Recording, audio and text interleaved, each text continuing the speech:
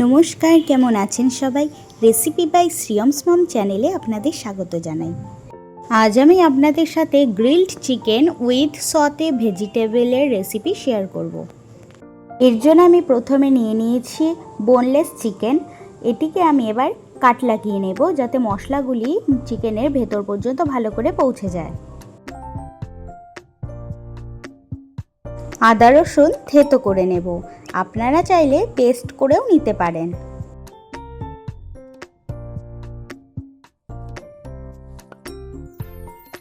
ম্যারিনেশনের জন্য আমার লাগছে গোলমরিচের গুঁড়ো, স্বাদমতো নুন, থেতো করা আদা রসুন এবং লেবুর রস। আপনারা চাইলে ভিনিগারও ব্যবহার করতে পারেন। এবারে ম্যারিনেট করে রেখে দেব 30 মিনিটের জন্য, যাতে মাংসটি নরম হয়ে যায় এবং মশলাগুলি ভালোভাবে ঢুকে যায়। আমি সমস্ত ভেজিটেবলসগুলোকে চপড করে নেব। প্রথমে রসুন কুচি করে নিয়েছি।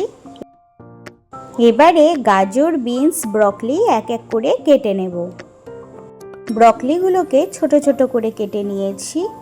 এর মধ্যে ডাঁটি থাকলে খেতে ভালো লাগবে না। আমি একটু বেশি ব্রকলি ব্যবহার করেছি কারণ পছন্দ করি বলে। আপনারা আপনাদের পছন্দ মতন বিভিন্ন রকমের আরও ভেজিটেবলস অ্যাড করতে পারেন। আমি এখানে 3টি কালারের ক্যাপসিকাম কেটে নেব। আপনারা চাইলে 2টো কালার বা 1টি কালারের ক্যাপসিকামও ব্যবহার করতে পারেন। সমস্ত ভেজিটেবলস কেটে নেওয়া হয়ে গেছে। এবারে ফুটন্ত গরম জলে ভেজিটেবলসগুলোকে কিছুক্ষণ বয়েল করে তারপরে ব্লাঞ্চ করে নেব। তো আমি এই বয়েল করার মধ্যে কিন্তু রসুন কুচি আর ক্যাপসিকাম ব্যবহার করিনি, বাকি যে ভেজিটেবলসগুলো কেটেছিলাম সেগুলোই দিয়েছি। ঠান্ডা জলে দেওয়ার একটাই কারণ, যাতে ভেজিটেবলসগুলোর রং বজিয়ে থাকে। আমি প্রথমে দেখাতে ভুলে গেছি, এই চিকেনগুলোর মধ্যে একটু সয়া সসও দিয়ে নিয়েছিলাম। এবার আমি তেল ছাড়াই এই চিকেনের পিসগুলিকে এপিট ওপিট করে ভেজে নেব। আপনারা চাইলে হালকা সাদা তেল দিয়েও চিকেনগুলিকে ভেজে নিতে পারেন।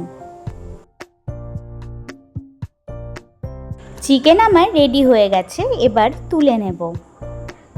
চিকেনের গা থেকে যেই তেলটি বা জলটি বেরিয়েছে সেটার মধ্যেই আমি এবার প্রথমে দিয়ে দেব রসুন কুচি, তারপরে ক্যাপসিকাম দিয়ে কিছুক্ষণ ফ্রাই করার পরে দিয়ে দেব বয়েল করে রাখা ভেজিটেবলসগুলোকে।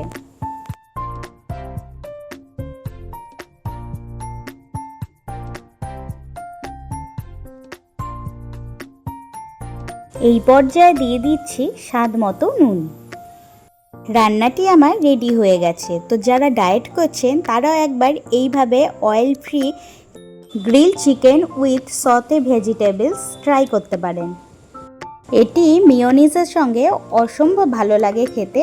তো কথা দিচ্ছি, একবার ট্রাই করলে বারবার এটাই খেতে চাইবেন।